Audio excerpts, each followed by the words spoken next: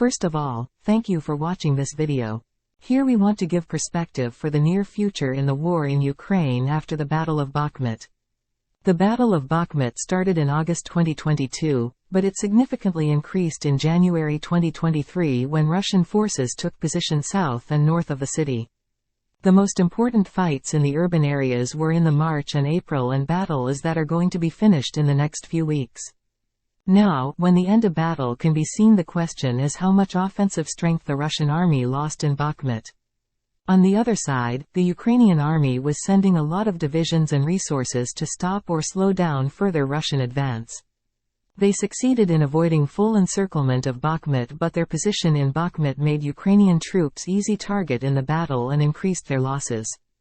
Now, when the percentage of Bakhmut in Ukrainian hands is under 20%, we can see the end of the battle and it is sure that Russian side will win the battle. Wagner troops on the Russian side was mostly engaged in the offensive actions, and it is logical that they will need some time to regroup and to have short break from further heavy fights. Something similar happened after Russian army took cities of Severodonetsk and Lysychansk in summer of 2022 when Putin congratulated the army for the victory and called them to rest. So, the Russian side will declare that they won the battle, which is important since they do not have significant wins in a longer period. For Ukraine, as long they slow down the Russian advances, they will have more chance to have a better end of the war.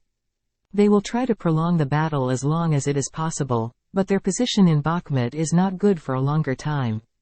In one moment, they will take out troops on new defense lines where they can better defend themselves.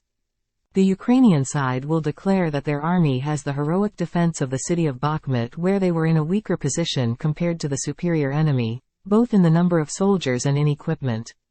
Most probably the next Ukrainian stronghold west of Bakhmut will be Chasiv Yar, which is significantly smaller than Bakhmut but provides some defense options. More important line of defense in the deeper Ukrainian territory but still in Donetsk Oblast is line Slavyansk, Kramatorsk, Druzhkivka and Kostyantynivka with significant urban areas. One of the possible exit strategies for Russians is to take all the territories in the Donbass region and declare that they achieved military objectives. This would be a very weak victory for Russians, and if they do like this, most of people in Russia and the Russian population in Ukraine could see this as betrayal. With the end of Battle of Bakhmut, Russians will focus more to take settlements like Marinka, where they are winning with significant urban area fights, and Avdiivka, where they are more going on surrounding, or even Siversk.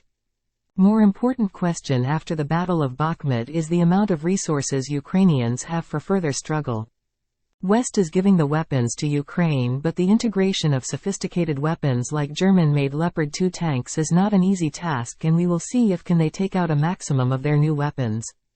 Ukraine will try to slow down further Russian advance, and that is the prime goal in the next period. They will also speak about possible counterattacks and counter-offensives, but this action can be only very limited since the Russian side learned the lesson of the Kharkiv offensive in September 2022. The end of the war in Ukraine is still not in sight since both sides have the motivation for further fights. The further fights will be transferred to other parts of Donetsk. Russia still does not have a fast winning tactic. However, Ukraine still has no idea how to finish the war. One possible outcome of the Battle of Bakhmut can be starting some negotiations between Russia and Ukraine. Thank you for watching. Please write a comment under the video on this perspective of the